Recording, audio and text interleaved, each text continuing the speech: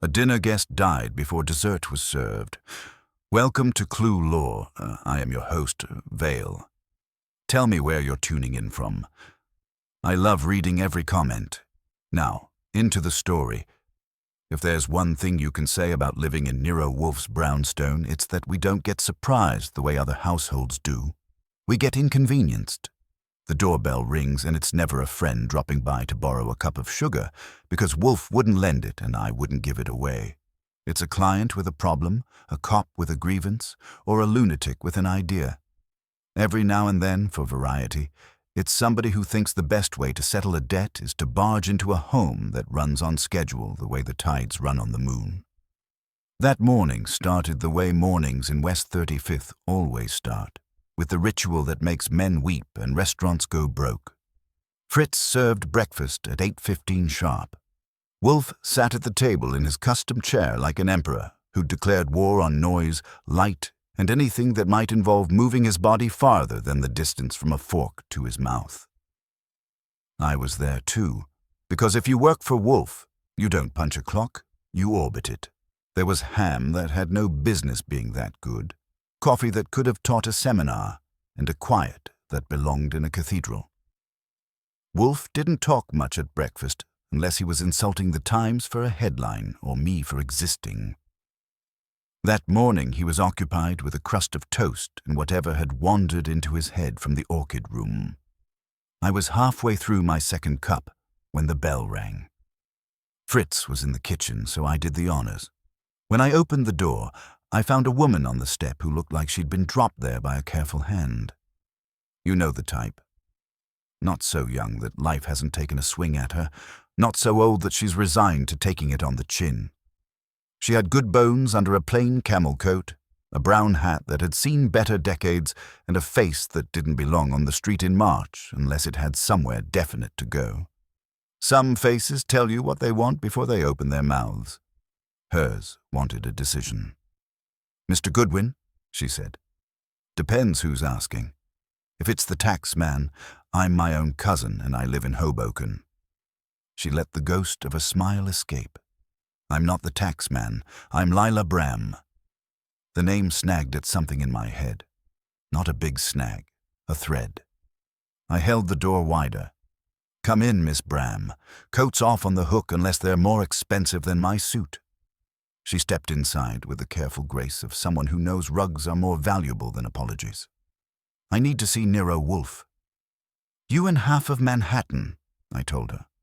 "But only one of you has shown up before 9. That's either admirable or reckless." "Perhaps both," she said. Her voice had a contralto thing going on, like she used it sparingly and expected it to be listened to when she didn't. I led her into the office. Wolfe was still at the table. The office was empty because I keep it that way when I can. Clients have a habit of dropping complications on your Persian rug. "Mr. Wolfe," I called from the doorway. "We have company." Wolfe's eyes came up from his plate, annoyed at having to switch universes. "Archie," he said, the word containing about 9 syllables of reproach. "It is not yet 10. "I know. The sun is barely up. Civilization is fragile. But she looks sane." He didn't move. He never does. The size of Nero Wolfe is the least interesting thing about him until you see him in a room. Then it is unavoidable. Even seated, he takes up space the way a bear takes up a clearing. "Conduct her to the office," he said. He might as well have said, "Carry the piano upstairs." But I was already doing it. I gestured. Miss Bram walked past the dining room, past the hall, into the office. Wolfe followed 5 minutes later because a man who has spent his life refusing to hurry develops a rhythm that other people have to adjust to. He settled behind his desk like a judge reaching the bench. Fritz would clear breakfast. The house would close around us. The world could wait. Wolfe looked at her. The look was the polite version of a microscope. "Miss Bram, sit down." She took the red leather chair. I took mine. Wolfe didn't offer a hand or a welcome. He didn't need to. Clients come to him the way patients go to surgeons. They're already convinced. "You appeared unexpectedly," Wolfe said. That is a discourtesy. You have come because discourtesy is preferable to delay. Is that correct? Miss Bram didn't blink. Yes. Good. Then be concise. She placed her handbag on her lap and interlaced her fingers over it, like she intended to keep it from bolting. I want you to host a dinner. I waited for the punchline and didn't get it. Wolfe got his anyway. A dinner, he repeated. At this house. Yes. Wolfe's eyelids lowered a fraction. If he had a tail, it would have twitched. You mistake me for a restaurateur. I employ a chef, not a catering service. I don't want catering. I want the people who will attend to be under your roof. I want you there. I want Archie Goodwin watching them, and I want the evening to proceed as if it were normal. I said, Lady, nothing proceeds as normal under this roof. Ask the plumbing. She looked at me quickly, then back to Wolfe. There was something in her eyes that didn't match the calm of her face. Not fear, more like a kind of tired determination, the way people look when they're done asking their own conscience for permission. Wolfe leaned back. You have not been concise. She inhaled. 2 weeks ago, my father died. The thread in my head tightened. Bramwell Foods. Not a little grocery on 9th Avenue. Bramwell Foods was a respectable empire of packaged goods that your mother bought because their label said since 1889 and because the commercials had violins. Howard Bram, I said before I could stop it. She nodded. Yes, he was 68. He had a stroke. Wolfe grunted.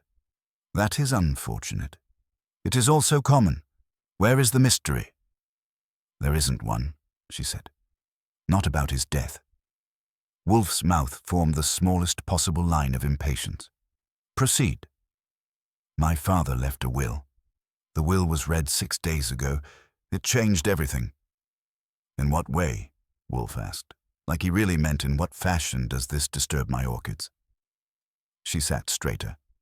For 15 years, my father ran Bramwell Foods with a board of 4 people besides himself. They were his closest associates. He trusted them. He also... Her voice snagged on the word. He also liked to control them. He held shares in trust. He could shift ownership as he pleased. He did. Wolfe watched. You mean he used his will to punish or reward? Yes, he rewarded none of them. He left 51% of the voting stock to me. Now I got why she didn't blink. If she blinked, she might fall over. Wolfe's eyebrows rose, a rare public event. You were not previously involved in the company's management. No. Then he has created panic. He created a tether, she said. He believed I'd keep the company out of the hands of the men who want to... She stopped. I'm sorry. I'm not here to make speeches. That is wise, Wolfe said. She went on. The other stock was left in equal portions to the 4 board members. There are conditions. I can only retain the shares if I remain capable of serving as executive chair for 1 year. If I resign, if I'm removed, or if I'm legally incapacitated, my shares revert to the trust and are redistributed to the board. Wolfe's voice was dry. Your father arranged to bind you to a chair for a year. Yes. And in doing so, he bound 4 ambitious men to your fate. She looked at him steadily. They don't intend to wait a year. I leaned forward a notch. Okay, now we're getting to the part where you need a detective who keeps a gun in his desk and a mind in his head. Threats, sabotage, poisoned paper clips.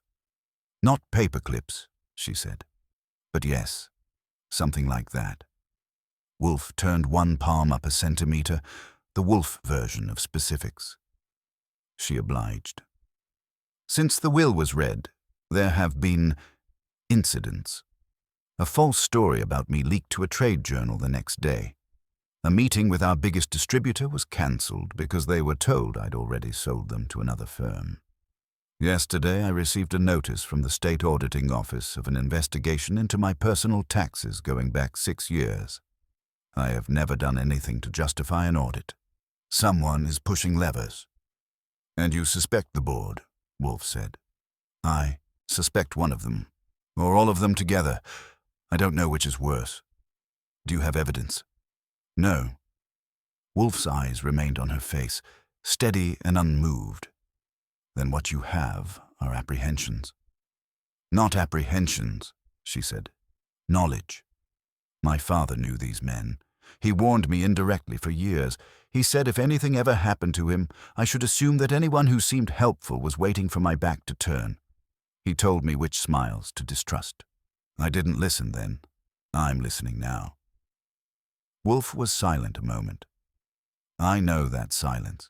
It's the one he uses when he's measuring the distance between a problem and his willingness to take it on. The distance is usually enormous. I still do not see the relevance of a dinner, he said. She answered like she'd rehearsed it on the subway. Because I can't call the police on knowledge and instinct. I can't remove a board member without proof. I can't keep the company safe if I don't know who is undermining me. These men don't talk on record. They don't threaten me in print. They smile. And at dinner, Wolfe said, you expect them to unfold like napkins. I expect, she said softly, that under your roof they will show themselves. Not to me. To you. Wolfe made a sound you could interpret as amusement or as indigestion. You assign me a theatrical role. No. I ask you to do what you always do. Let people speak where they think they are safe. Let them be watched. Let Archie see what he sees. Let fate happen where it can be examined. I said, you've done your homework about us. I had to, she replied. If I'm wrong, I lose everything. If I'm right, I may lose more. Wolfe's gaze drifted to me for a second, the way he does when he wants a reaction but won't ask for it. I kept my face neutral. Inside, I was already making a small list of questions I wanted answered. Wolfe returned to her. Who are these 4 men? She hesitated just long enough to show the names mattered. Graham Vale, she said. Our chief financial officer. My father's left hand. Sharp, controlled, widely admired. He treated me like a child until last week. Elliot Crane, head of production. He built the factories in Ohio. He's practical, blunt, and keeps his temper on a leash if it buys him something. Dr. Serena Holt, research director. She designed most of the nutritional line. Brilliant, subtle, and devoted to the company as if it were a religion. She disapproved of my father privately, but served him loyally. And Martin Quaid, public relations and corporate counsel. Sleek, eloquent, and very good at making people believe what he believes. I had the faces for 2 of those names. Vale I'd seen on magazine covers, a man who looked like he ironed his necktie with a ruler. Quaid was the kind of guy whose smile could sell sand in the Sahara. Crane and Holte didn't. No, except by rumor. Wolfe nodded once. You propose to invite them here? Yes. Tell them I want to smooth the transition, that I value their counsel, that I wish to honor my father's memory with a small private dinner at the home of Nero Wolfe. She spread her hands slightly, as if even she heard how strange it was. They won't refuse. Your name is a magnet to curiosity, and they'll think if they come here, they can measure you. If they don't come, they worry what you and I might discuss without them. Wolfe's eyes narrowed. You're not foolish. I'm frightened, she said. Not of them exactly, of not knowing which one. I've begun to doubt everyone, including myself. That last part was raw. Not dramatic, not posed. Wolfe is a soft touch for honesty the way a banker is for interest. Why me? He asked. Why not a private investigator who will shadow and snoop? Because you don't shadow, she said. You don't snoop. You think. You trap without violence. My father respected you. He said no one could hide a motive from you if you were allowed to sit still long enough. Wolfe's mouth twitched. That was about as close as he gets to a purr. I said, let's say we do this. What's the worst-case scenario you're trying to prevent? They embarrass you, they buy your accountant, or they push you down an elevator shaft. She looked at me. and now the fear showed through for a second. I think one of them is preparing to declare me unfit. When they do, they'll have documents, witnesses, a story. It will be legal. It will be final. They'll say I'm unstable, that I can't serve, that I'm a risk to shareholders. "And are you?" I asked, not kindly but professionally. "No," she said at once, "but it would be easy to make it look that way. One false medical report, one staged scene, one altered message. I've already been advised by Quaid to see a specialist for stress." It sounded like kindness. It felt like a shovel. "Ah," Wolfe murmured. "So the intent is not to injure you, but to remove you with propriety." "Propriety is their weapon," she said. Wolfe drummed his fingertips on the desktop once. Slow. "You intend that this dinner provide me with sufficient observation to identify the conspirator. Then what? Then I can act. I can remove them, expose them, or defend myself. I will do what is necessary, but I need to know." Wolfe stared at her long enough to make any normal person squirm. She didn't squirm. She waited with the calm stubbornness of a woman who has no safer place to put her hope.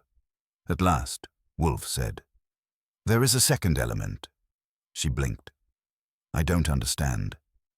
"You have made a proposal that will discommode me. You have described risks that, while real, are not my risks.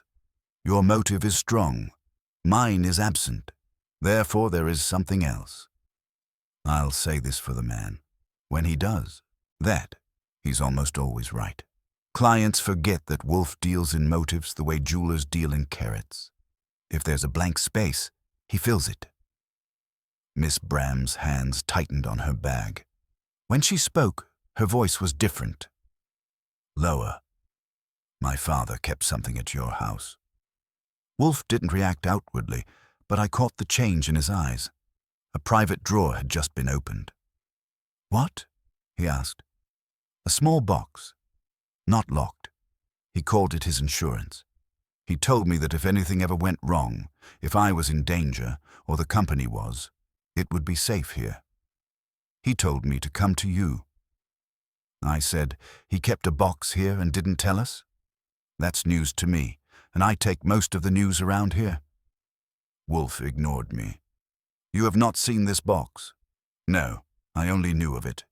He said he had given it to you years ago for safekeeping." Wolfe's face went still. "That's how you know something matters. Not by movement, by its absence." "Archie," he said quietly, "did your curiosity ever lead you to discover a box given to me by Howard Bram? I'm curious, not clairvoyant. If there was a box, it didn't come through my hands." Wolfe turned back to her. "When did he say this box would be of use?" "When I was threatened, when the board made me doubt myself, when I needed truth." Very melodramatic. "Was your father a melodramatic man?" "No," she said. "He was careful. He hid his fear behind jokes, but he had it." Wolfe inhaled through his nose, a storm looking for a place to land. "If such a box exists, it is in this house, which means your proposal is not merely a dinner. It is an intrusion." "I know. I wouldn't ask if I had another choice." "So you say. Yet you have already intruded. You rang my bell at breakfast. Now you wish to bring 4 strangers into my dining room. You ask this because there is a box and because you cannot obtain it without me." She swallowed. "Yes."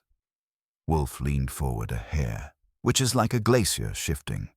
"If I accept, I will do so on my terms. The dinner will occur when I decide. The guests will behave as I decide. You will not rummage in my house. You will not mention the box in this house. Is that understood?"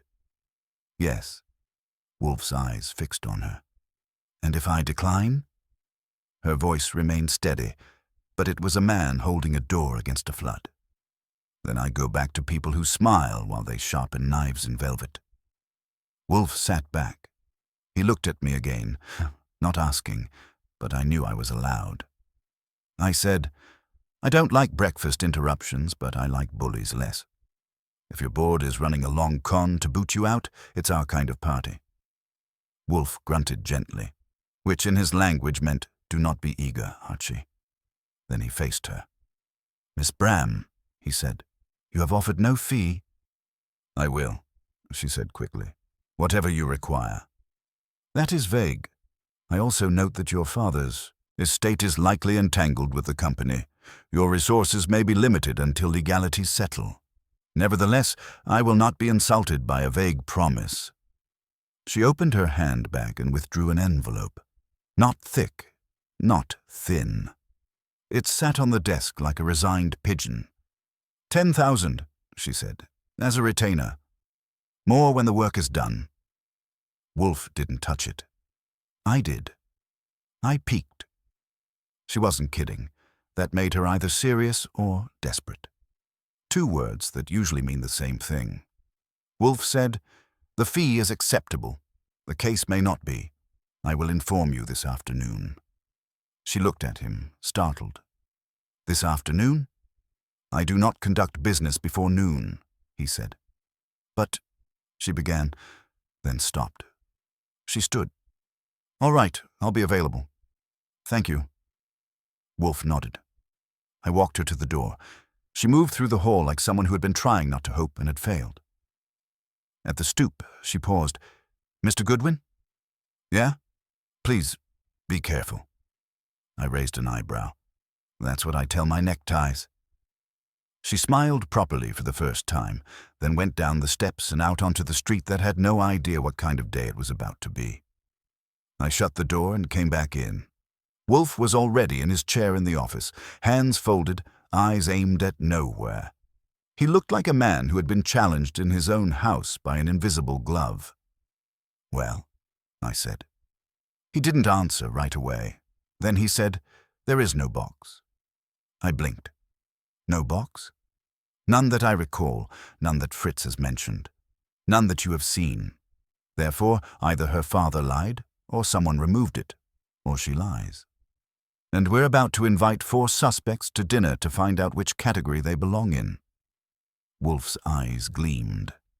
"If the box exists and has been removed, the removal occurred without my consent. That is intolerable. If it does not exist and she has been misled, the agency of that deception is of interest. If she lies, her motive will be more interesting still." I grinned. "So you're taking the case?" "I have not said so." "You just named 3 reasons why you will." He frowned at me, a soft warning. "Archie, I will not be manipulated into activity." I said, "No, sir. You'll be manipulated into sitting still while everyone else does it for you." He didn't like that. He also didn't deny it. "Summon Fritz," Wolfe said, "and inform Saul Panzer that I may need him." That was how I knew the Brownstones' morning had just gone from routine to replaced. When Wolfe brings in Saul before lunch, somebody has already crossed a line he did not draw. I went to find Fritz, and as I passed the dining room I had the oddest feeling that the house itself was listening. The brownstone likes its quiet, but it also likes its secrets, and this one had just walked in wearing a camel coat and a calm voice. Somewhere in the walls, or in Wolfe's head, a small clock had started ticking. By the time Fritz came to the office and Wolfe explained that we might be having guests for dinner, I was already doing what I always do at the start of a case, building faces in my mind and making room for the one I'd have to hate by the end. 4 board members, 1 inheritance, a missing box that may or may not exist, a dinner that hadn't happened yet but already felt like a trap we'd set in our own dining room, and Miss Lila Bram, caught between a dead man's strategy and the living men who wanted to rewrite it. I've seen trouble come in all shapes, but a dinner invitation is one of the slicker ones. It doesn't look like a weapon until you notice it's pointed at your house. The bell hadn't rung again, but I was willing to bet it would. By noon, the house had settled back into its usual rhythm, which is to say it looked settled while Wolfe's brain was chewing on something with the polite ferocity of a steam shovel. I had run the client upstairs in my head twice, replaying the way she said, "box," and the way Wolfe said, "there is no box," and I still couldn't decide which of them believed themselves more. Fritz had cleared the breakfast wreckage and was now in the kitchen taking it out on a pair of ducks with the solemnity of a priest preparing a sacrifice. The aroma drifted up the stairs, which in most homes would be a comfort. In ours, it is a warning. If Fritz cooks duck for dinner, someone has made Wolfe agree to a disruption. Wolfe rang his bell at 12:15. The sound is not loud, but it asserts itself. I went in. He was at his desk with the telephone in front of him and a yellow sheet to one side. The envelope Lila Bram had left was in the desk drawer now because Wolfe doesn't like money staring at him while he thinks. He slid a glance at me. "Archie," he said, "telephone Miss Bram." On it. I took the receiver on the side table and dialed the number she'd left. She answered on the second ring. "Miss Bram, Archie Goodwin. Mr. Wolfe has reached a decision." "I'm listening." "So is he. He'll host your dinner, Tuesday, 7:30. Here." There was a small exhale on the line. Not relief, more like the moment a diver breaks the surface. "Thank you. I'll tell them." "Tell them to wear their best manners. You too. Mr. Wolfe is serious about how people behave under his roof." "I understand." "One more thing," I said. "You're calling it a dinner in your father's memory. If anybody tries to turn it into a board meeting, shut it down. Wolfe hates board meetings only slightly less than he hates being forced into one. I won't let that happen." "Good. And bring nothing with you you aren't prepared to have looked at." In a polite way. She paused. "Are you warning me that Mr. Wolfe will search me?" "I'm warning you that if there's a missing box somebody believes is in this house, Wolfe will find out who believes what. That can involve drawers, words, or both. See you Tuesday." I hung up and turned to Wolfe. "She'll deliver the invitations." "Excellent." "Now," he said, "we require information." "About which part? The board? The company? The dead father? Or the ghost box?" "All," Wolfe said. "Begin with the board. Their finances, their tempers, their habits. I want a portfolio by Tuesday noon." I made a face. "That gives me 3 days. If I knock over enough trash cans, maybe 2. "Do not be frivolous." His tone was mild, which is how you know he means it. "You will begin with Graham Vale. He is the hinge." "Why the hinge?" "Because he is the chief financial officer. If shares move, if audits appear, if a story leaks into a trade journal, he is positioned to profit and to facilitate." Hinge. It's not a bad guess, I conceded. Also not proof. "Not yet," I said. "And Saul?" "I will telephone him." Wolfe reached for the receiver like it was a reluctant acquaintance. He put through a call to Saul Panza, our favorite spare shadow. Saul's voice came on, low and nasal. "Saul," Wolfe said, "I require certain inquiries. Beginning this afternoon." "Shoot." Wolfe doesn't shoot, verbally or otherwise, but he proceeded to lay out a neat little list. Discrete background on 4 people, any recent legal filings involving Bramwell Foods, any changes in securities positions or trust activity, and, he hesitated a second, any rumor, however absurd, regarding a private deposit with me by Howard Bram. Saul made a soft noise. "That last one's a little odd." "It is odd in a way that may be useful. You will report to Archie tomorrow evening." After Wolfe hung up, I said, "You sure about letting Saul run around after a box that might be imaginary?" "Saul does not run around. He glides. And if the box is imaginary, that fact is itself a clue. Whoever placed it in Miss Bram's mind did so for a reason. Unless the old man did it." He looked at me. "Howard Bram was careful and rich. He employed me once, 10 years ago, to dissolve a labor dispute without publicity. If he had left something here, I would recall. I do not. Therefore, the discrepancy is meaningful." I nodded. "You don't argue with Wolfe on memory unless you want to lose. While you are out," he went on, "observe Miss Bram's circumstances. If she is being set up for incapacity, There will be staging. Signs. Keep your eyes open. I always do. It's my job and it keeps me handsome. He ignored that. Also, Archie, consider this. A dinner is a stage. Under my roof, with my chef, with my rules, they will be forced into a false normality. That pressure may provoke error, but error is not guaranteed. Nothing is guaranteed except Fritz's timing. Exactly. Therefore, you will help me guarantee. By Tuesday, I want to know which of them will arrive hungry for food and which hungry for something else. I stood. All right, I'll start with Vale. Where do you want me to look first? His office. That's a nice word for go annoy people in Midtown. Go, Wolfe said. So I did. I took my jacket from the hall closet, grabbed my notebook, and headed out into a city that was oblivious to the idea that a quiet dinner on West 35th might be the most dangerous event of its week. As I pulled the door shut behind me, I had the same thought I get whenever Wolfe consents to bring a case into the brownstone. We were about to host people who didn't belong there. And one of them, if Lila Bram was right, wasn't coming for duck. They were coming for the chair. Midtown at 1:30 is a river of elbows and intentions, and if you don't swim with some purpose, you get washed up in a doorway, staring at socks in a display window you never meant to notice. Bramwell Foods had its headquarters on Madison in a building that had been new when my father was a boy and had never stopped letting people know it. The lobby was marble, the guards were polite, and the receptionist was the kind of blonde who could say good afternoon in a way that made you feel you were already late. I gave her my best reasonable smile and my real name. Archie Goodwin, I'm here to see Mr. Graham Vale. Her fingers hovered over a keyboard. Do you have an appointment? No, but I have a message that won't keep. That line works in the movies.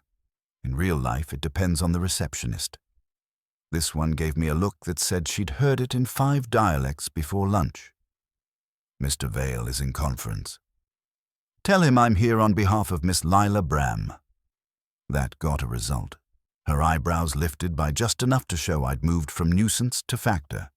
She picked up the phone, spoke my name softly into it, listened, and then said, He'll see you for 5 minutes, 23rd floor. Elevators are the modern confessionals. People go in with secrets and come out with different ones. I went up alone, rehearsing the personality I'd need.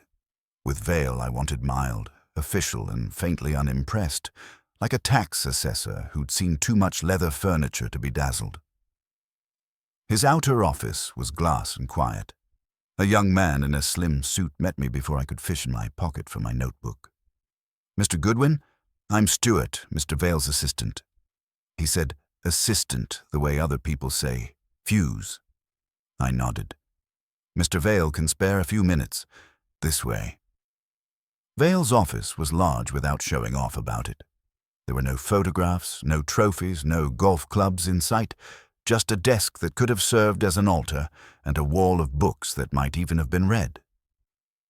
Graham Vale stood when I came in, which is good manners and also a technique. He was tall, broad-shouldered, silver at the temples, but not in the eyes. The eyes were pale and cold and awake. Mr. Goodwin, he said, offering his hand. This is unexpected. Everything is unexpected this week, I told him. If you were expecting me, I'd worry about my reputation. He smiled thinly. We shook. His grip was firm without being friendly, like a man signing a contract. Sit down.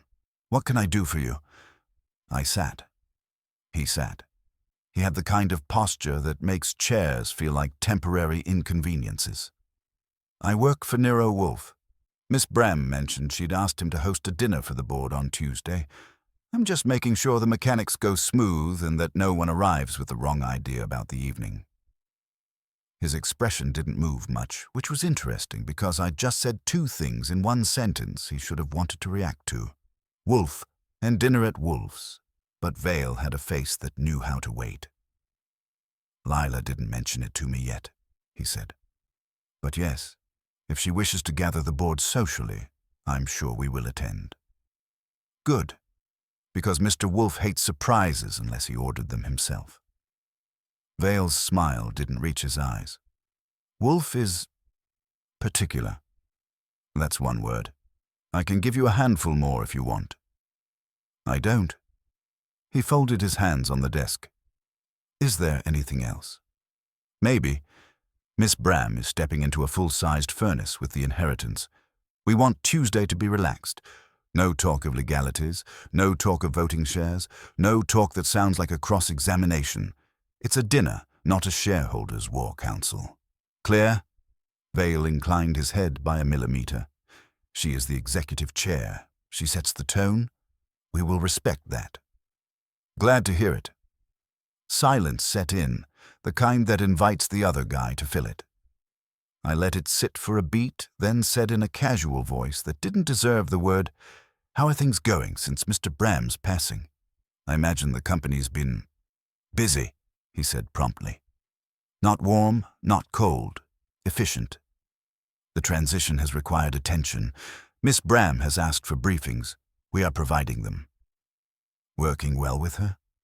He didn't hesitate, which would have been a more useful answer if he had. Lila is intelligent. She's also new to the machinery. It is natural to be cautious with a sudden responsibility. Cautious is one thing. She feels she's being shoved. A small flicker. There. By whom? By the situation, I said easily. By the weight. When someone says stress in her ear, it sounds like a wedge. Vale studied me. Who has said stress? Corporate life is full of kind people with concerned voices. I'm not naming names. I'm naming weather. His mouth tightened a fraction. We all want her to succeed. Bramwell Foods is not helped by discord. That's practically a motto. You should print it on cereal. I leaned back. Still, discord happens. Sometimes by accident, sometimes because somebody profits from it. Do you think someone profits from discord? His voice was level, but the question was sharp. I don't think. Mr. Wolfe thinks. I'm his legs. I tapped my notebook. I gather impressions, like yours. And what impression is that? That you're careful. I like careful people. They don't spill coffee on the rug. I stood. Anyway, I've taken enough of your 5 minutes. I'll tell Mr. Wolfe you'll be there Tuesday. Vale rose too. Please tell him I look forward to meeting him again. It has been some years. 10 by his count, I said, watching his face. He remembers clients the way a bank remembers loans. Your employer has a good memory, Vale said. His eyes were steady on mine. So do I. We shook hands again. I left with the assistant escorting me back to the elevator, his smile manufactured and spotless. As the elevator slid down, I thought about the conversation. Vale was polished, but not oily. He had the reflexes of a man who's been asked hard questions in nice rooms for a living. He hadn't made a mistake, which was a kind of mistake in itself. Most people, even talented ones, give you a loose thread if you pull long enough. Vale had felt like a sealed envelope. On the sidewalk, I opened my notebook and wrote a line. Vale, controlled, defensive on stress, quick to ask by whom. Not surprised by Wolfe dinner, either forewarned or iron nerves. Then I took a cab toward my next stop, because Wolfe wanted portraits of 4 people, and I'd only sketched the first. The city rolled by in grey slabs and yellow taxis, and somewhere behind me the brownstone waited, quiet as a trap with its jaws open. Tuesday was coming, and if I'd learned anything from Graham Vale in 5 minutes, it was that at least one man on that board knew exactly how to sit at a table without showing hunger. That meant if he was the one who wanted Lila Bram out, we'd need more than duck to make him slip. The cab dropped me on Lexington in the low 40s, where the buildings start to look like they're trying to remember what sky was. Elliot Crane's office was on the 9th floor of a place that smelled faintly of machine oil even in the lobby, which is a handy clue about what kind of man runs it. Production men don't like velvet. They like things that work. I went up and gave my name to a receptionist who wore bifocals the way other people wear brass knuckles. "Mr. Crane is on the floor," she said. "If it's business, you can wait." "It's not exactly business," I told her, "unless you count human nature." She looked me over. "We don't count it." I waited anyway. My wait lasted 3 minutes. Crane came in from the corridor like he'd been walking through resistance. He was built like a man who thinks in straight lines, thick shoulders, short neck, heavy hands. His hair was iron gray and cut close, his face plain to the point of honesty, except the eyes weren't simple at all. They were brown and sharp and a little tired, the way a good tool looks after a lot of use. He stopped when he saw me. "Who are you?" "Archie Goodwin, Nero Wolfe's office. I'm here regarding Tuesday." His brows went up. "She's already invited us." No surprise, no pretending. His voice had the rasp of Ohio in it and the confidence of a guy who doesn't have to rehearse meetings. "Good. Then my job is easy. I'm just running a loop to make sure nobody misunderstands what Tuesday is." "It's dinner at a private home." She said that. "Right, not a board session in disguise." Crane snorted. "If anyone tries to use Wolfe's dining room as a conference table, Wolfe will skin them with a spoon. I've heard stories." "You've heard right." I gestured at the chair across from his desk. "Mind if I sit for a minute?" He hesitated like a man deciding if a new wrench is worth picking up. Then he jerked his chin. "Go ahead." I sat. He didn't. He leaned against the edge of the desk, arms folded. He wanted the angle. I filed that away. "Miss Bram's having a rough entry," I said. "You've known her about a week in the job, maybe less. How's it feel from your side?" "Feels like a mess Howard left us." He said it bluntly. Then, maybe realizing he'd said it to a stranger, added, "No disrespect to the dead, but he didn't set her up, he tossed her in." Maybe he thought she could swim. Maybe he didn't think about the water. He rubbed his jaw. "Look, I'm not here to play politics. I run plants. I keep people working. That's my interest."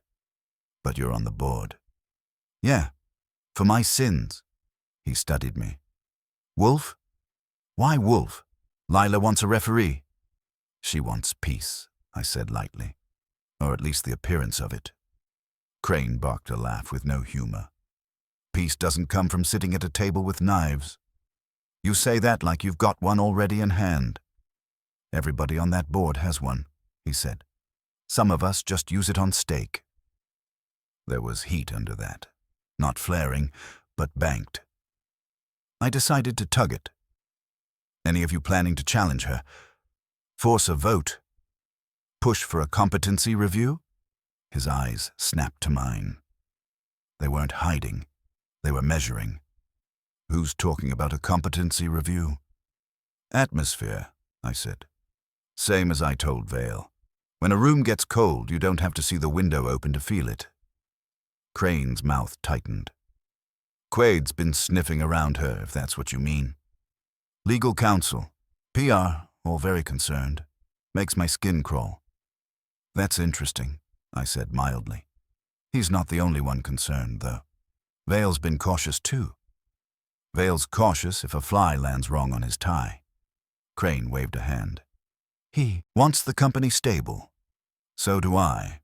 Holt does too in her own way. It's Quade who wants a play." "You think Quade's making a move?" "I think he's the kind of man who makes moves even when he's standing still." Crane pushed off the desk and finally sat, like he'd decided the conversation had earned the furniture. Howard kept him on a short rope for a reason. "What reason?" Crane shrugged. "Howard said Quade was brilliant and hungry and would eat the company if he thought it tasted right." "That sounds like your boss's style." Howard had style in his own mean way. Crane frowned. "What's Lila told Wolfe? That she's being undermined?" "She hasn't accused anyone by name.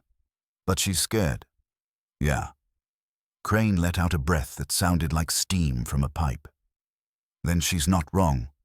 The day after the will reading, I got 3 calls from managers asking if the company was being sold. They'd heard it from PR channels that report up to Quaid. Maybe it was sloppy. Maybe it was deliberate. Either way, it wasn't helpful. So you're on her side. I'm on the side of the factory staying open. If she keeps them open, I'm with her. If she doesn't, I'm not. I don't care who sits in the chair as long as they don't set it on fire. He was saying the right things, but not in a practiced way. More like a man who'd rather weld a beam than lie about it. That could mean he was honest, or it could mean he was blunt enough to get away with a half-truth. I didn't decide yet. I stood. All right, Mr. Crane, I appreciate the candor. Tuesday is dinner. Come hungry for duck and small talk. Leave the knives in your coat. He grunted. I'll come hungry for answers. You and the rest of us. We shook hands. His grip was hard, warm, and quick. On the way out, I glanced back. He was already on the phone, shoulders squared, voice low. The plants keep running whether boardrooms do or not. In the cab afterward, I wrote another line. Crane, blunt, practical, dislikes Quaid openly. Claims no politics but aware of them. Anger seems real. Possible straight shooter. Then I stared out at the traffic. 2 interviews down, 2 to go, and already the shape of the dinner was changing. If Crane was right, Quaid was the polished blade. If Vale was the sealed envelope, Crane was the open toolbox. And somewhere between the two sat Dr. Serena Holt, the one with devotion as a religion, which can turn into zealotry when the altar wobbles. I gave the driver Holt's address on the Upper East Side and watched the building slide past. Wolfe was waiting back at the brownstone, collecting silence. I was collecting people. By Tuesday night, we'd put those collections on the same table and see which one tried to grab the carving knife first. Dr. Serena Holt didn't have an office you could stroll into with a quip and a smile. She had a townhouse converted into a laboratory annex on East 69th with frosted glass doors and a brass plate that said Bramwell Research Division, the way a tombstone says rest in peace. The doorman looked like he'd once been a sergeant somewhere unpleasant and missed it. I gave him my name and my Wolfe affiliation, and he made a call without moving any facial muscles. Then he nodded toward the elevator. 9th floor. Dr. Holt is expecting you. Expecting me was a generous word for it, but I took the ride anyway. The 9th floor hallway was quiet in a clinical, intentional way. Not a person in sight, just that polished institutional smell of alcohol wipes and stainless steel. I found Holt's suite and walked in on a young technician in a lab coat who jumped like I'd fired a starter pistol. I'm here to see Dr. Holt. She glanced at a clipboard. She's in with a formulation team. She said you might arrive. 1 moment. Take 2 if you need it. I'm not in a rush unless someone's cooking without Fritz.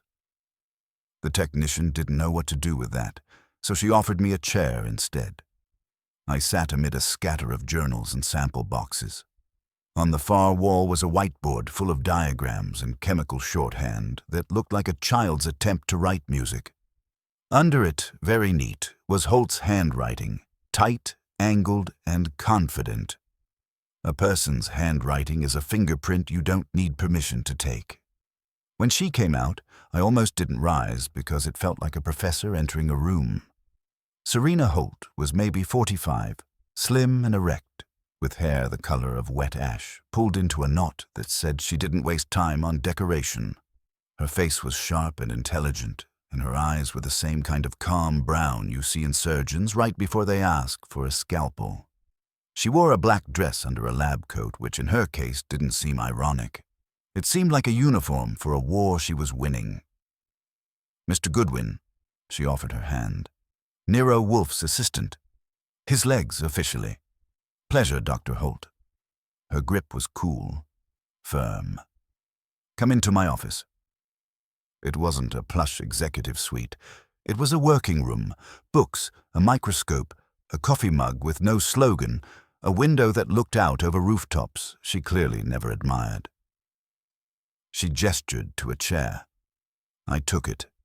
She sat behind a narrow desk and folded her hands with a kind of quiet discipline. "I assume this concerns the dinner," she said. "Top of the list."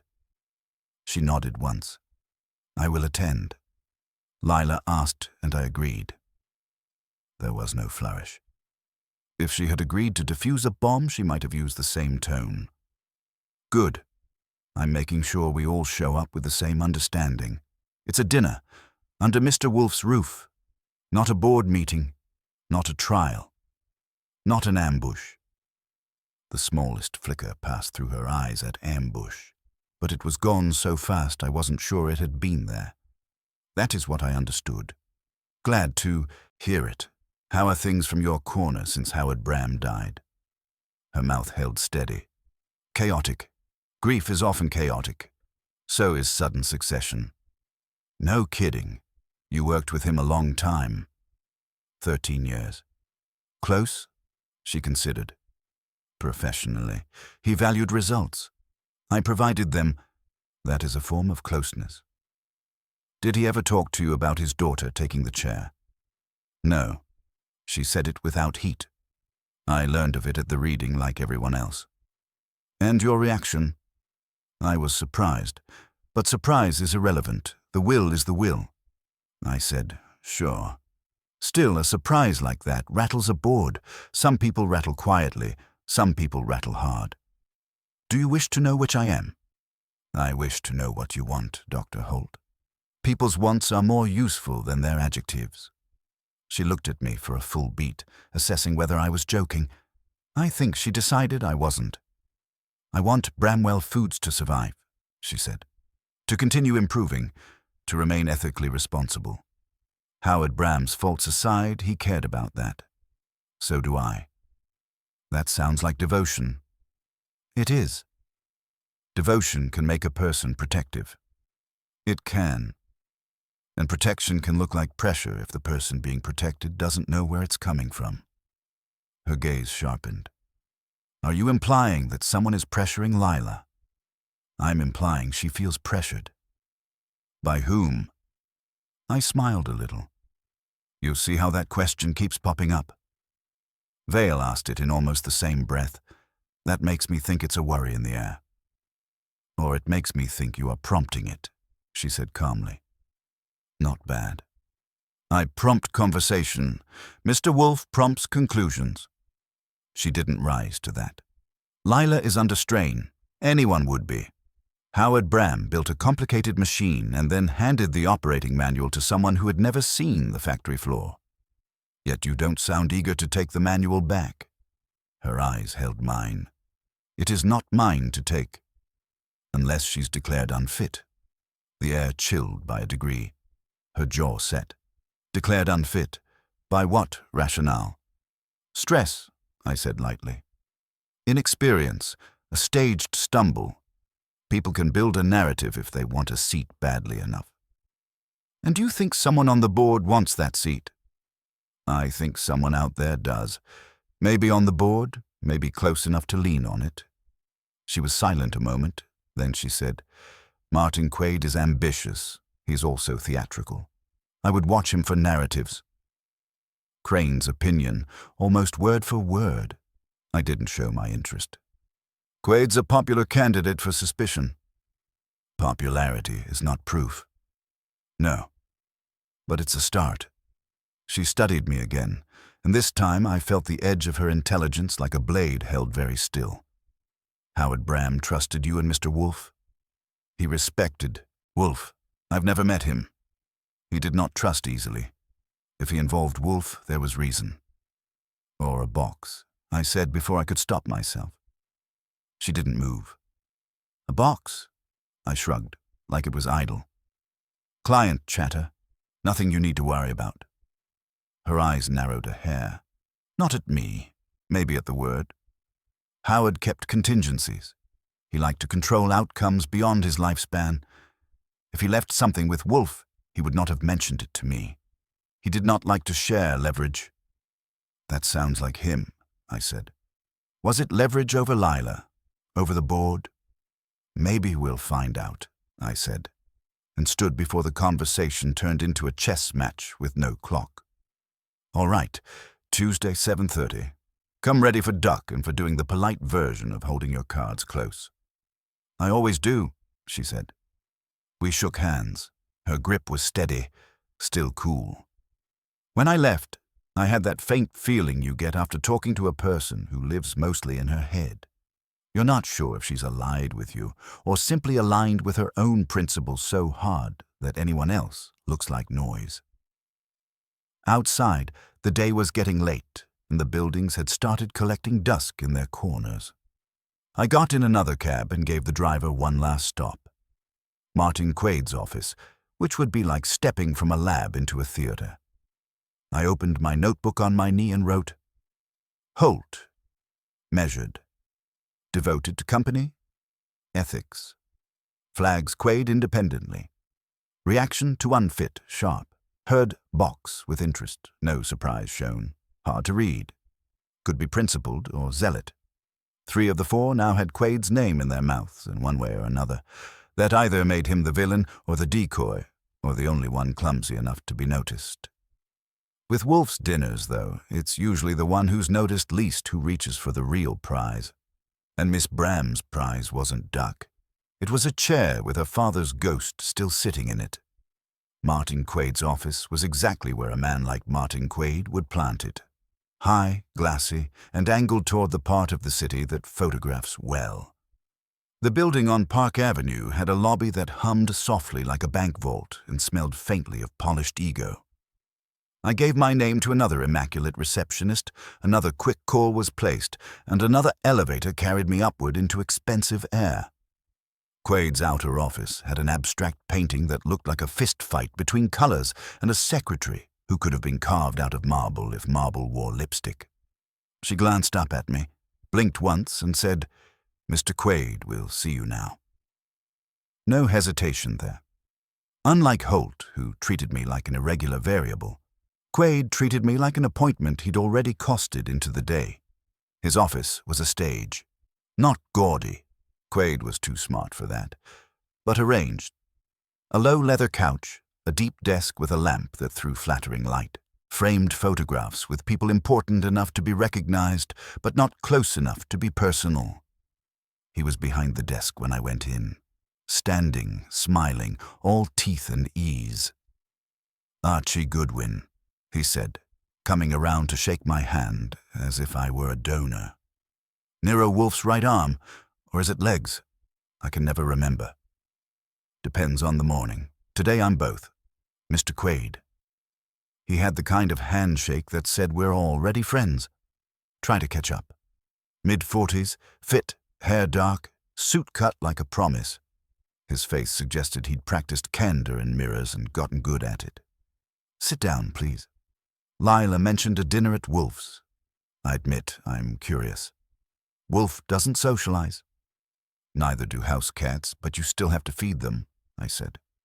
"Yes, dinner's Tuesday. I'm making the rounds to make sure nobody mistakes it for something else." He spread his hands. "A dinner is a dinner.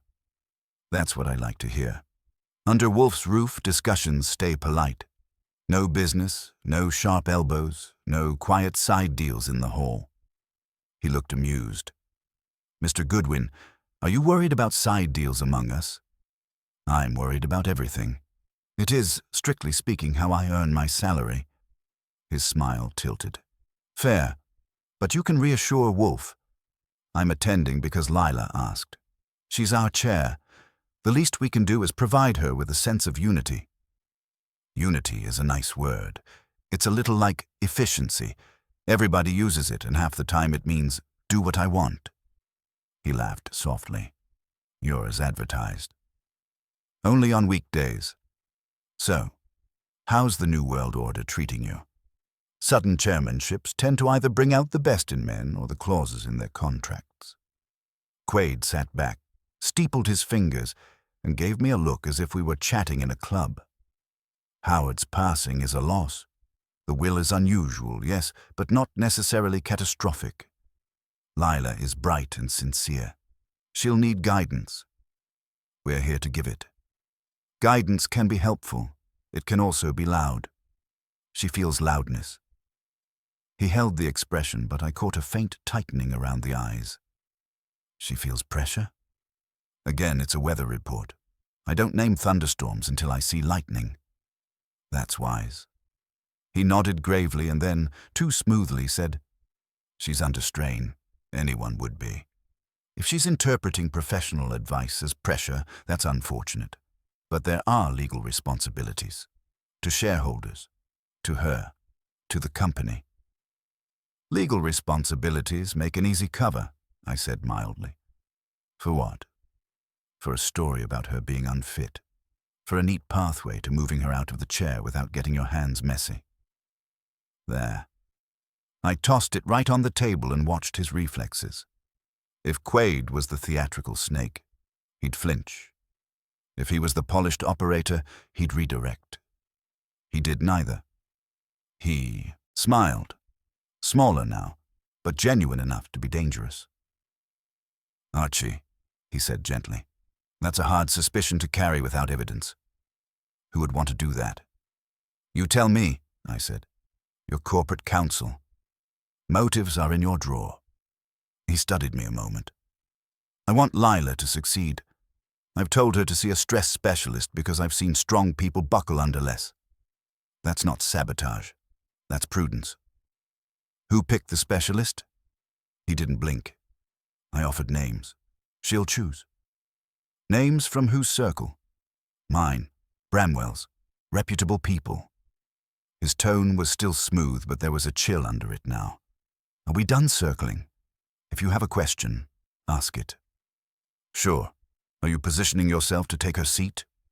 A man only answers that 2 ways if he's guilty, and Quaid answered a third. He sighed, quietly, like a man who hates melodrama but lives around it. "No, if Lila fails, the board will have to act. That's governance. I don't want to act. I want to avoid the necessity. By keeping a file ready in case the necessity arrives." He lifted his eyebrows. "That would be irresponsible not to. It's my job to anticipate crises, not to manufacture them." "Then you won't mind me anticipating yours," I said and stood. "Tuesday, 7:30. Bring nothing but appetite." He rose too. "I'll bring respect for Wolfe and patience for your employer's methods. I assume you'll be observing us." "Like a hawk in sneakers." He chuckled and walked me to the door himself. Another stage move, but also a way to control the exit tempo. At the threshold, he said almost casually, "Tell Wolfe I hope he found Howard's deposit helpful." My heart did a neat little hop. "Deposit?" He gave me that friendly, weightless look. "Howard mentioned once that he'd left something with Wolfe years ago. Some contingency. I assume that's why Lila came to him." I let my face stay loose. "Howard mentioned a lot of things." "True." Quaid smiled again, and this time it was pure silk. "See you Tuesday, Archie." In the elevator down, I took my notebook out and wrote with more pressure than usual. Quaid. Too smooth. Admits suggesting stress specialist. Denies ambition convincingly, maybe too convincingly. Slips deposit line at exit. Knows about box idea. Either hearsay or he planted it. Watch him. Outside, the city had gone glassy with late afternoon. I headed back downtown thinking about that last line. Quaid had known about a deposit. Holt had pricked up at box.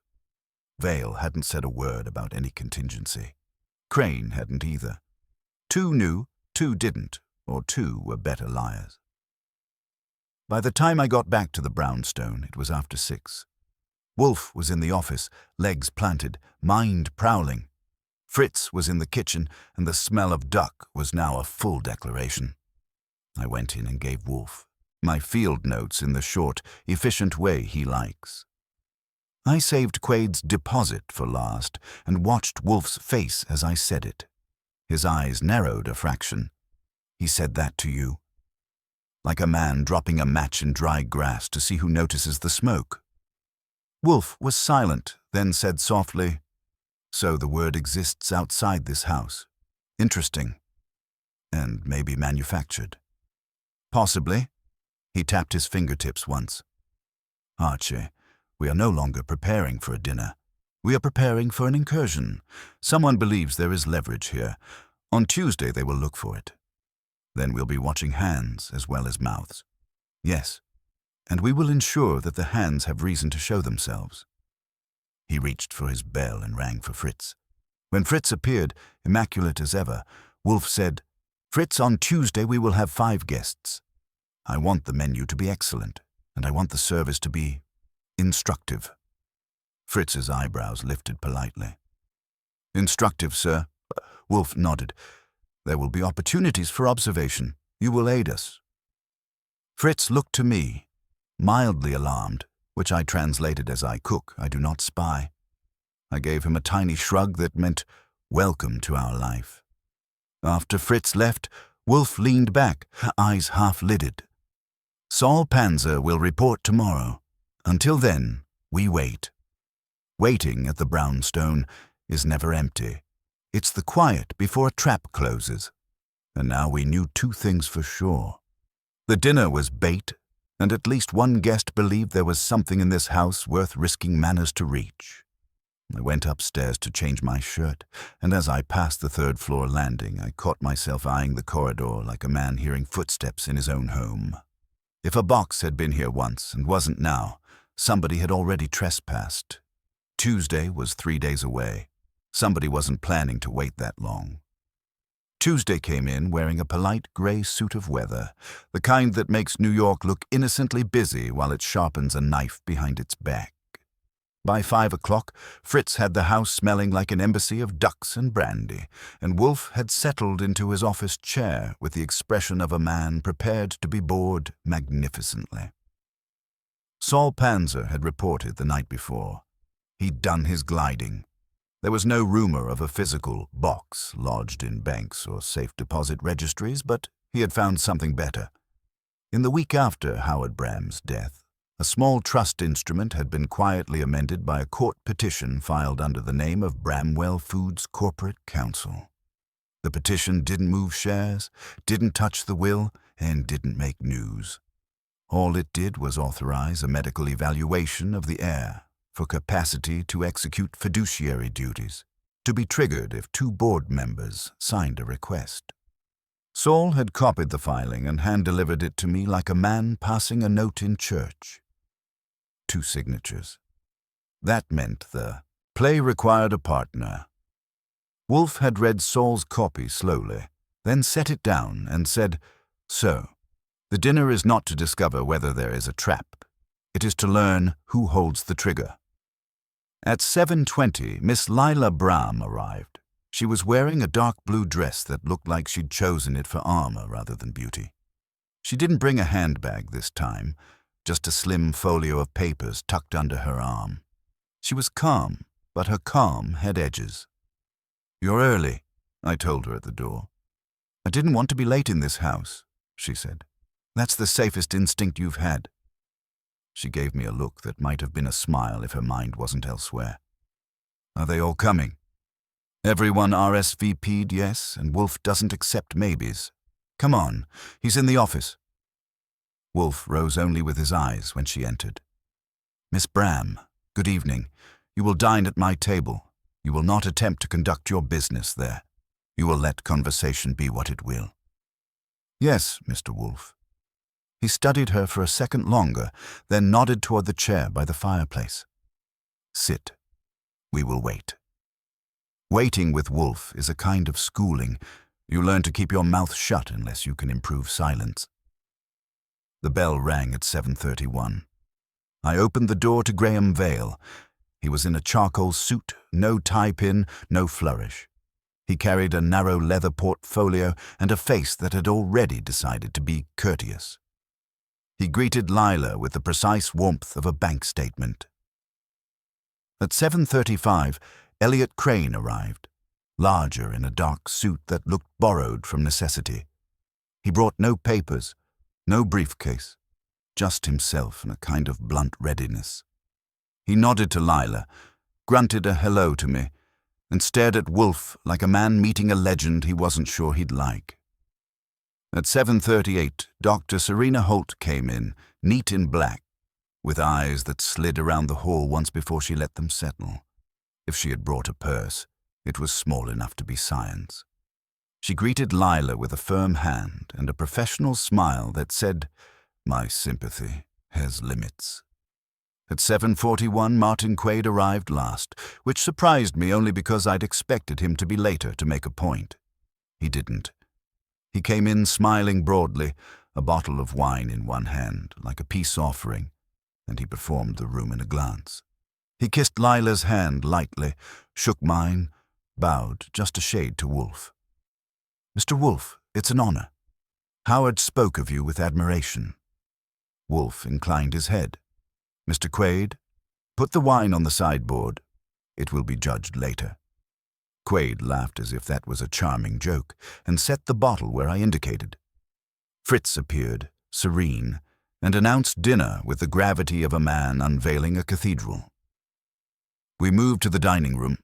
The table looked the way Wolfe likes it, properly spaced, properly lit, properly inevitable.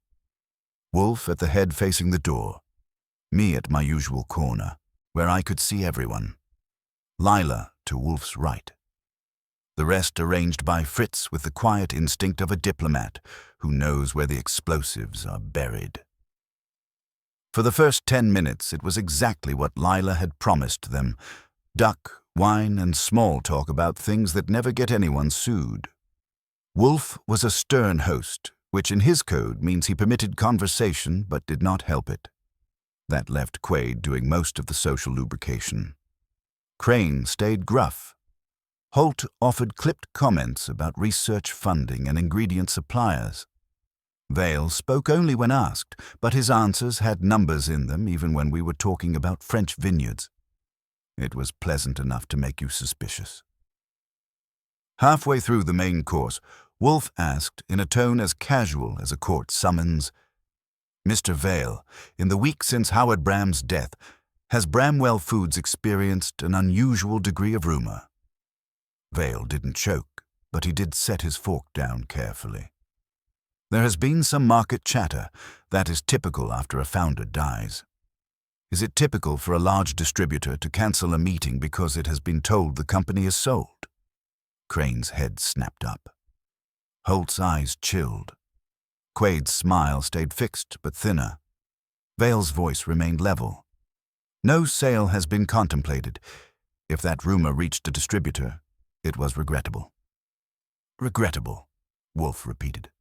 "Regret is a private emotion. Rumor is a public instrument." Quaid leaned forward lightly. "Mr. Wolfe, if you are about to interrogate—" "I am about to inquire," Wolfe said, too calmly for anyone to doubt him. "At my table, in my house, I may inquire of whom I please.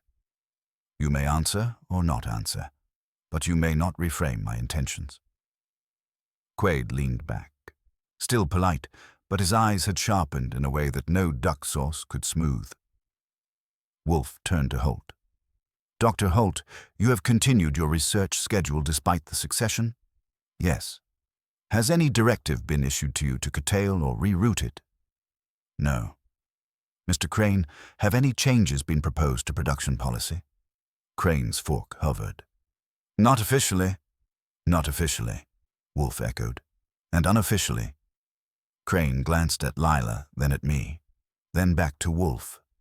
"There's been talk about halting the new plant upgrade until leadership stabilizes." "Talk by whom?" Crane's jaw worked. "Board talk. Quaid pushed it. Vale didn't object." Vale said coolly, "That is an overstatement.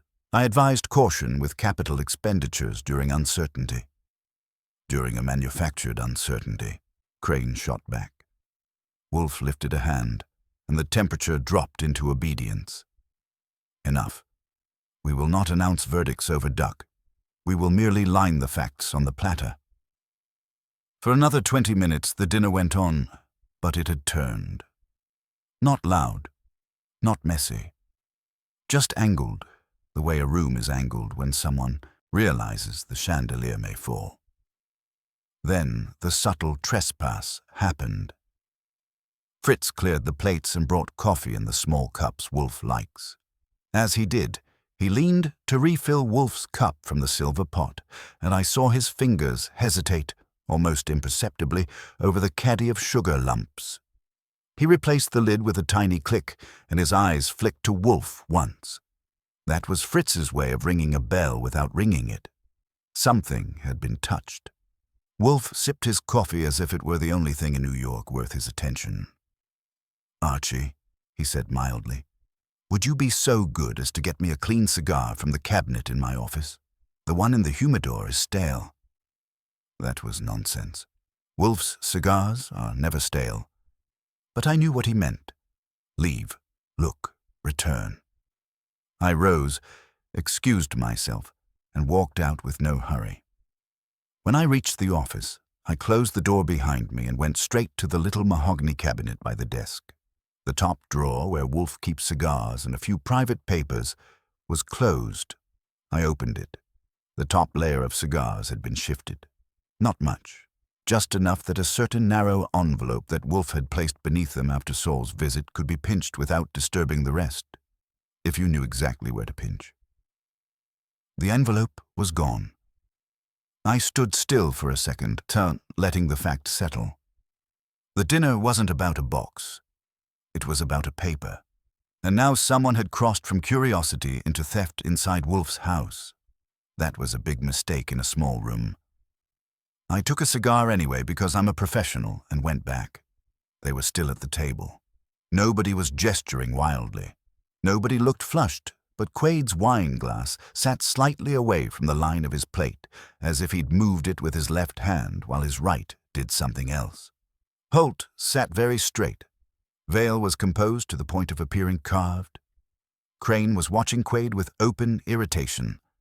I handed Wolfe the cigar and met his eyes for a half beat. He understood. I didn't need to speak. Wolfe set the cigar down untouched. Good. Now, ladies and gentlemen, we will go to the office. There are invitations that don't require stamps. Wolfe's voice was one. They rose with varying degrees of reluctance and followed. In the office, Wolfe sat behind his desk. Lila took the red chair to his right. I leaned against the bookshelf where I could see hands. The 4 board members arranged themselves on the sofa, and chairs like chess pieces that knew a move was coming. Wolfe regarded them with the quiet pleasure of a man who has all the cards and is deciding which ones to show first. "Howard Bram died 2 weeks ago," he began. "He left his company, unexpectedly, in his daughter's command. You are the board. You have been unsettled. That is natural. What is not natural is the manner in which certain pressures have been applied." Quade opened his mouth. Wolfe ignored him. The rumor of a sale. The cancellation of a distributor meeting. The sudden audit of Miss Bram's taxes. The suggestion of medical evaluation for stress. These are not random. They are not even merely ambitious. They are preparatory. Holt said evenly, "Preparatory for what?" "For removal."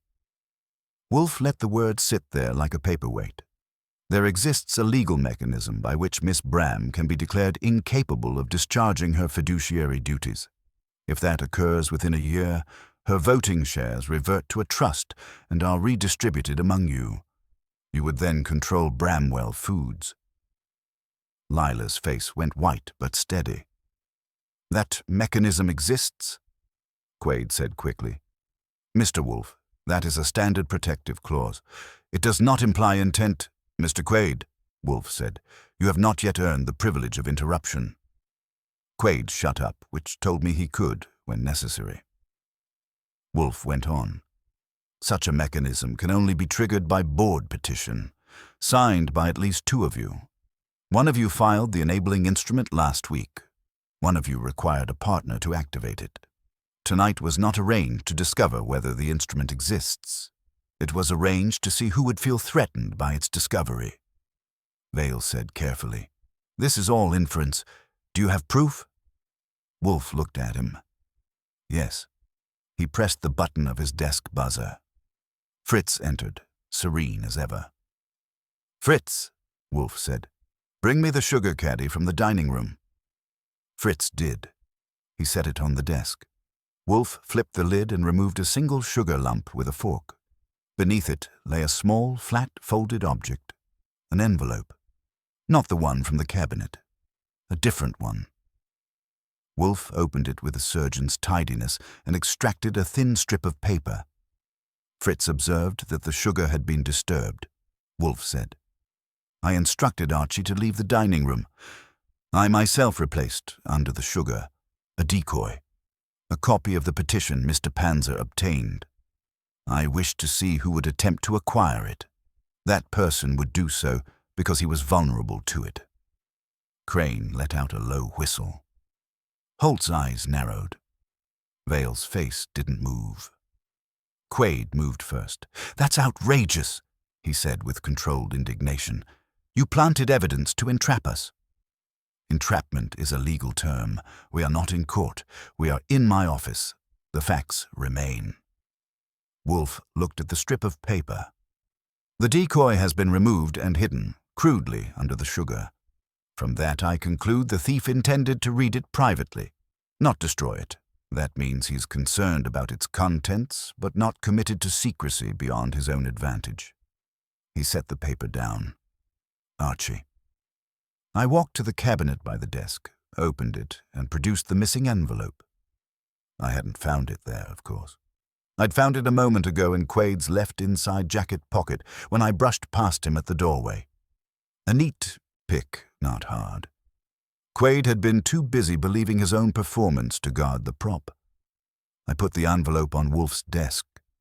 Quaid's face changed. Not a lot, just enough. The silk smile withdrew as if yanked by a string. Wolfe said, The original petition was taken from my cabinet during my absence. Only one of you left the dining room during that interval. Mr. Quaid, you excused yourself to telephone your office to confirm a media schedule. You were gone 3 minutes. That was sufficient. Quaid said, very quietly now, You're making accusations without context. Context is the marrow. Wolfe's voice stayed calm. You knew of a deposit with me before Miss Bram ever came. You referred to it to Archie as you escorted him out of your office. You expected to find leverage here, or at least to confirm whether it existed.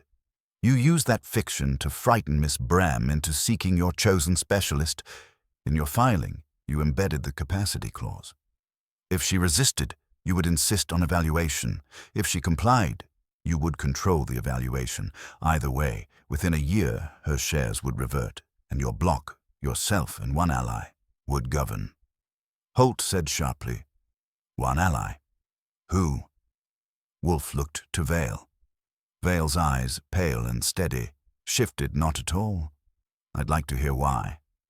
Because Mr. Quaid could not act alone. Wolfe folded his hands. The petition required a corporate officer's authorization and a second board member's consent. You are CFO, Mr. Vale.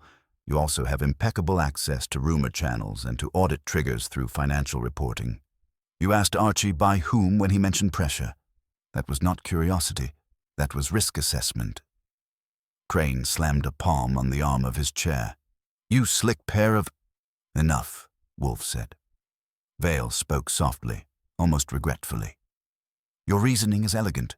It is not complete. Then complete it, Wolfe said. Vale's gaze held. He was going to ruin the company. Silence. Lila whispered, My father. Vale nodded once. Howard had begun negotiating a private sale to a conglomerate, one that would strip research and close plants. I found documents. Quaid found them too. We confronted him. He laughed. He said it was his company. He said we'd thank him later. Then he died, and he left you the votes. Lila stared at him as if the man had become a stranger in 3 syllables. Holt said low, You have proof of this sale. I do, Vale said. In his private files. I was bringing it to you, Serena, to stop the deal through the board. But the will intervened. If Lila controlled votes, she might resurrect the sale out of loyalty or ignorance. We intended to prevent a catastrophe. Crane barked, by faking her breakdown. Quaid found his voice again. smoother but with steel now. By ensuring the company stayed out of predatory hands, we didn't plan a breakdown. We planned a correction of governance. A coup, I said. He looked at me coldly. Call it what you want. Wolfe's eyes were on Quaid as if he were a specimen under glass. Your motive is partially credible. Your method is odious. If Howard Bram truly intended such a sale, there were lawful means. You chose instead to create psychological siege. You risked destroying Miss Bram's reputation and sanity to preserve your own control. I risked what was necessary, Quaid said. Necessary for whom? Holt asked. Her voice was dangerous now, the way devotion turns when it sees betrayal. For the company, or for your ambition, Vale said, tight-lipped. It was for the company. Lila's hands clenched in her lap. You never told me. We didn't trust you yet, Vale said. Quaid added, because you were new, frightened, and surrounded by Howard's sentiment. We needed time. Then you should have asked for it, Wolfe said. Not stolen it. He reached for the telephone with the air of a man selecting a tool.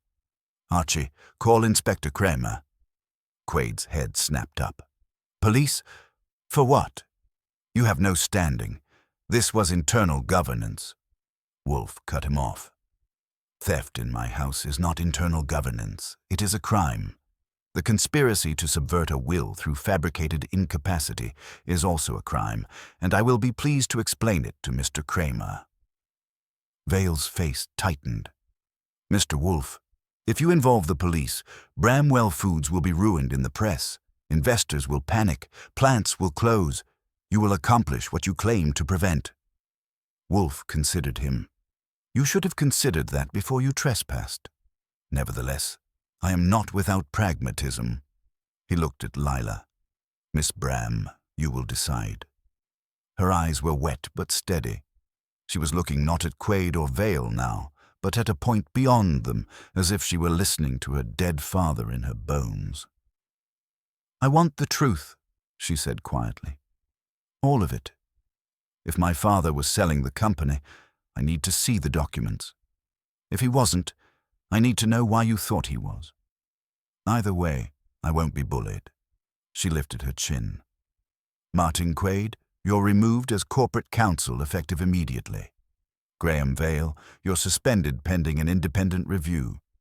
Elliot Crane and Dr. Holt will be interim executive committee with me until we stabilize. If you cooperate fully, I won't call the police tonight. If you don't, I will not hesitate tomorrow. Quaid stared at her, and I saw a flicker of respect buried under the anger. Vale's eyes closed for a beat, then opened. He nodded once. He was beaten, but not surprised. Wolfe said, a wise decision. Conditional mercy is still justice. Crane exhaled like a boiler relieved of pressure. Holt watched Quaid as if she wanted to dissect him without anesthesia. Quaid stood first. You're making a mistake, he said softly, to Lila. But it's your mistake to make. Good night, Mr. Quaid, Wolfe said. Vale rose too. Miss Bram, I am sorry. I believed I was doing right. She didn't answer. She just watched him go. When the door shut behind the last of them, the brownstone felt like itself again, the way a room does after smoke clears. Lila stayed seated, shoulders squared, hands trembling. Wolfe watched her for a moment, then said, very gently for Wolfe, your father attempted to bind the future to his preference. Others attempted to bind it to theirs. You must now bind it to your judgment. She looked at him. Was there ever a box? No, Wolfe said plainly. There was a rumor of one. Mr. Quaid used it as bait, thinking it would make you come to me and enable his pressure. I used it as bait, thinking it would make him reveal himself. Bait, Miss Bram, is an honest tool if you know what you are fishing for. She let out a shaky laugh that turned into something close to relief. Thank you. Do not thank me. Thank Fritz. The duck was excellent. That made her laugh properly, and the sound was like a window opened in a stale room. After she left, still bruised but walking straighter than when she arrived, I went back to find Wolfe already at the dining room table with a fresh plate and a cigar he was finally ready to light. "Well," I said, dropping into my chair, "no deadly dinner guest, unless you count Quade's ego." Wolfe puffed once, pleased. Deadly enough. He would have poisoned her reputation rather than confront her honestly. "Do you buy their story about the sale?" Wolfe chewed a bite slowly. "Partly. Vale's motive was not fabricated.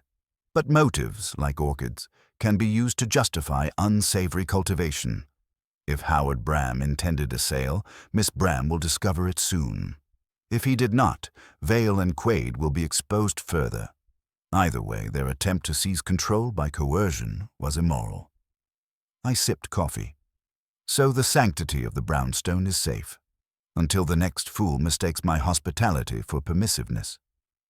He looked at the duck as if it were a philosophical text. "Archie, observe.